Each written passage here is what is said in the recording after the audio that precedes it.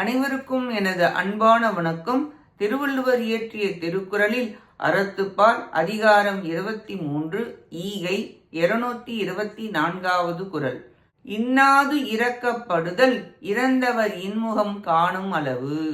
உதவி பெற்ற பிறகும் அதை பெறுபவனுடைய முகம் மலராவிடில் ஒருவன் செய்யும் தானமும் யாசித்ததலை போல் துயரத்தை தான் தரும்.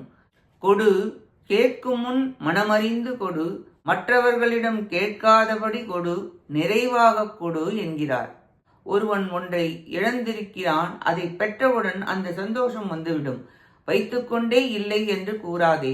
நீ கொடுத்தவுடன் பெற்றவன் முகம் சந்தோஷப்பட்டு போகும் வரை முகம் காணும் அளவு என்று குறிப்பிட்டுள்ளார். உன்னிடம் உள்ளதை பகிர்ந்து தருதல், நிறைவாக முழுதும் தருதல் நல்லது என்று விளக்குகிறார்.